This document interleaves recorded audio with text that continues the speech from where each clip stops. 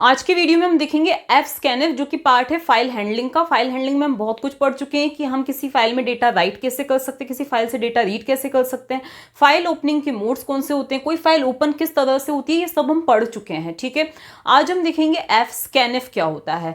ये F scanf एक ऐसा मेथड होता है जिसकी हेल्प से हम फाइल में से डेटा को रीड कर सकते हैं। अब आपको पता है, देखो आप लोगों को लगेगा कि भाई फाइल में से डेटा रीड तो हम ऑलरेडी कर चुके हैं, किस किस मेथड से, एफ गेट सी की मेथड से, एफ गेट सी की हेल्प से, एफ गेट एस की हेल्प से, उसमें लूप लगाकर पूरी फाइल को हम रीड कर चुके हैं। तो अब इस एफ स्कैनफ की जरूरत क्या है। अब स्कैनफ और प्रिंटफ ये तो हम अच्छी तरह से पढ़ ही चुके हैं। ये दोनों क्या होते हैं, फॉर्मेटेड इनपुट आउटपुट फंक्शंस होते हैं। अब फॉर्मेटेड इनपुट आउटपुट क्या होता है ये भी मैं अच्छी तरह से पहले ही बता चुकी हूँ। आप फॉर्मेटेड आईओ वीडियो देख सकते हो, या प्रिंटफ का पूरा मैंने वीडियो बनाया था वो भी देख सकते हो कि फॉर्मेटेड का मतलब क्या होता है। ठीक है ना, हमने एफ प्रिंटफ भी देखा था।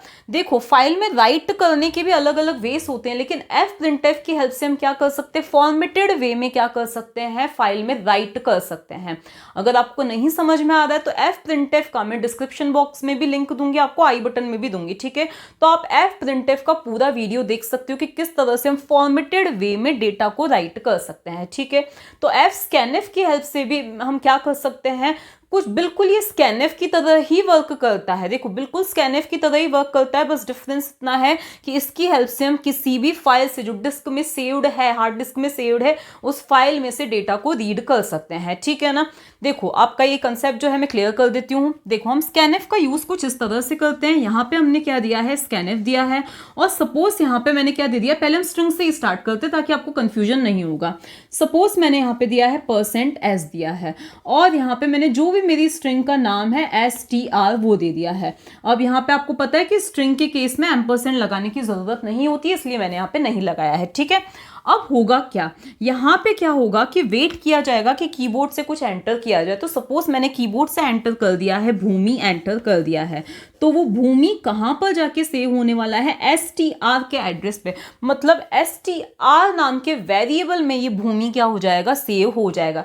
एक्चुअली इंटरनल प्रोसीजर क्या होती है वो तो आप पूरी स्ट्रिंग्स वाले वीडियो में देख सकते हो। ठीक है ना, तो str नाम का जो वेरिएबल है वो भूमि को क्या करेगा, जाके पॉइंट करेगा। ठीक है, यहाँ पर इनपुट कहाँ से आया है, कीबोर्ड से आया है, लेकिन हम क्या चाहते हैं कि हमारा जो इनपुट आए वो फाइल में से आए। कहाँ से आए, फाइल में से आए। तो इसी की जगह पे हम क्या लिख देंगे, एफ स्कैनफ लिख देंगे। ठीक है, क्या लिख देंगे, एफ स्कैनफ लिख देंगे।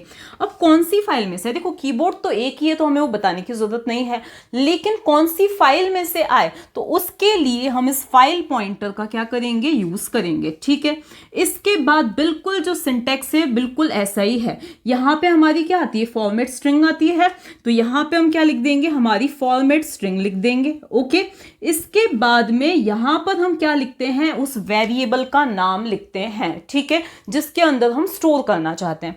तो सपोज यहाँ पे मैंने कुछ भी XYZ लिख रखा है। ठीक है, अब ये XYZ में किसी स्ट्रिंग के अंदर क्या करना चाहती हूँ, स्टोर करना चाहती हूँ मेरे प्रोग्राम में।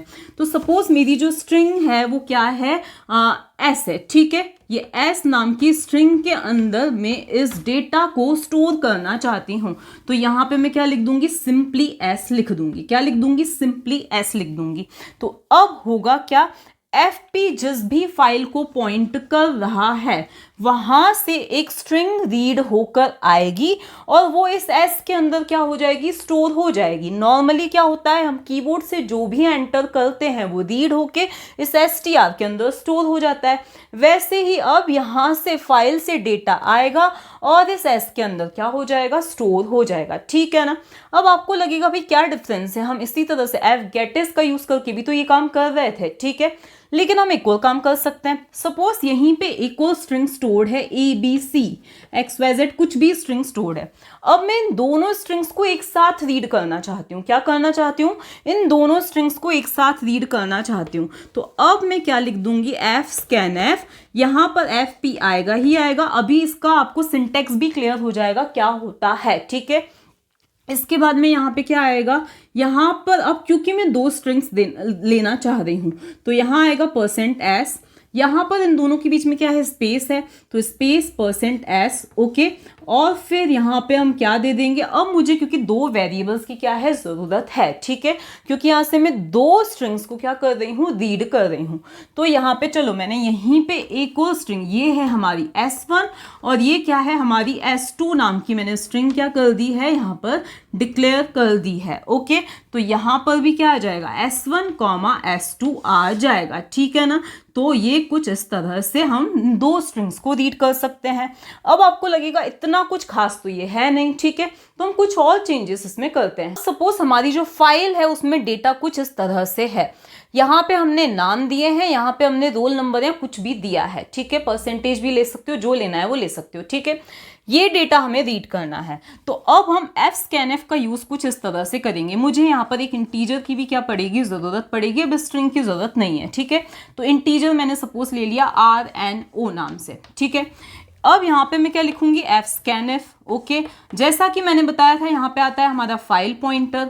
अब यहाँ पे फॉर्मेट स्ट्रिंग में क्या आएगा, तो पहले मैं स्ट्रिंग रीड करना चाह रही हूँ तो %s आ जाएगा, उसके बाद में रीड करना चाह रही हूँ रोल नंबर जो कि क्या है हमारा इंटीजर है, तो %d आ जाएगा, ठीक है। इसके बाद में स्ट्रिंग आनी चाहिए हमारी S1 नाम के वेरिएबल के अंदर, और रोल नंबर कहाँ आना चाहिए, RNO नाम के वेरिएबल के अंदर। अब यहाँ पे एम्परसेंड क्यों लगाया है, तो आपको पता ही है कि स्कैनफ में भी हम एम्परसेंड लगाते ही हैं, सिर्फ स्ट्रिंग्स के केस में हम एम्परसेंड नहीं लगाते हैं, ठीक है। तो यहाँ पर इसीलिए मैं क्या चाहती हूँ, रोल नंबर के एड्रेस पे जाके क्या हो जाए, स्टोर हो जाए। अब होगा क्या, FP जिसको पॉइंट कर रहा है वहां से सबसे पहले एक स्ट्रिंग रीड होके आएगी, ठीक है, एक स्ट्रिंग रीड होके आएगी और S1 के अंदर क्या हो जाएगी, हमारे प्रोग्राम में स्टोर हो जाएगी, ठीक है ना। इसके बाद में क्या होगा, एक इंटीजर रीड होके आएगा, देखो एक स्पेस है, यहाँ पे भी स्पेस है, एक इंटीजर रीड होके आएगा और वो रोल नंबर के एड्रेस पर जाके क्या हो जाएगा, यहाँ पे रोल नंबर को ऑब्वियसली मेमोरी एलोकेट हुई होगी जब हमने डिक्लेयर किया, तो ठीक है, तो रोल नंबर के एड्रेस पर जाके ये क्या हो जाएगा, स्टोर हो जाएगा। अब अगर आपको इनको स्क्रीन पे प्रिंट करना है तो आप printf का यूज करके इन दोनों को प्रिंट कर सकते हो। कैसे, %s लिखा, %d लिखा, या आपको पूरा देना है name is this, roll number is this, क्योंकि अब आपके प्रोग्राम में ये दोनों चीजें अवेलेबल हैं, जिस भी वे में इनको यूज करना चाहते हो आप कर सकते हो। इस रोल नंबर को भी आपने किस वे में, इंटीजर के फॉर्म में स्टोर किया है, इंटीजर में स्टोर किया है, तो इस पर कोई कैलकुलेशन भी करना चाहो, एरिथमेटिक कैलकुलेशन भी करना चाहो, आप कर सकते हो, ठीक है ना। तो अब आप यहाँ पे क्या कर सकते हो, किसको डिस्प्ले करवाना है, सबसे पहले S1 को, फिर रोल नंबर को क्या करवा देना है, डिस्प्ले करवा देना है। तो इस तरह से क्या हो जाएगा, ये XYZ और रोल नंबर क्या हो जाएगा, डिस्प्ले हो जाएगा। अब आप एक और काम करना चाहते हो, क्या करना चाहते हो, आप ये सारी की सारी डिटेल्स को क्या करना चाहते हो, रीड करना चाहते हो, तो उसके लिए आपका क्या लगेगा, लूप लगेगा। हमारा जो लूप है वो कुछ इस तरह से लगेगा, देखो हमने कुछ भी नहीं किया, यहाँ पे आगे फाइल लगा दी और यहाँ पे पैरेंथेसिस लगाना जरूरी है ताकि कंप्यूटर को, कंट्रोल को ये पता चले कि पहले स्टेटमेंट को रन करना है, ठीक है ना। तो सबसे पहले वाइल लूप के अंदर हम आए, स्कैनिंग हुई, देखो जैसे ही हमारा पहला रिकॉर्ड रीड हुआ XYZ 12, ये रीड हुआ, क्या ये जो रीड होके आया है वो क्या एंड ऑफ फाइल के इक्वल है, क्या नहीं है, नहीं है ना एंड ऑफ फाइल के इक्वल, तो उस केस में ये कंडीशन ट्रू हो जाएगी और ये रिकॉर्ड प्रिंट हो जाएगा, ठीक है। इसी तरह से फिर नेक्स्ट रिकॉर्ड रीड होके आएगा, क्या वो एंड ऑफ फाइल के इक्वल है, नहीं है, तो वो भी प्रिंट हो जाएगा। फिर नेक्स्ट रिकॉर्ड रीड होके आएगा, स्कैन होके आएगा, मतलब क्या वो एंड ऑफ फाइल के इक्वल है, नहीं है। फिर जब यहाँ पे कंट्रोल आएगा तो यहाँ से हमें क्या मिलने वाला है, एंड ऑफ फाइल मिलने वाला है। End of file is not equal to end of file, condition क्या हो जाएगी हमारी, फॉल्स हो जाएगी और हम लूप से बाहर आ जाएंगे और फिर आप fclose fp कर सकते हो। जो भी मैं प्रोग्राम्स बता रही हूँ उनमें आपको क्या ऐड करना जरूरी है, if fp is not equal to null, तो ही ये काम होना चाहिए, ये आपको हर प्रोग्राम में करना है। मैंने फर्स्ट वीडियो में बता ही दिया था, आपको बाकी सभी प्रोग्राम्स में इस चीज को ऐड करना ही है।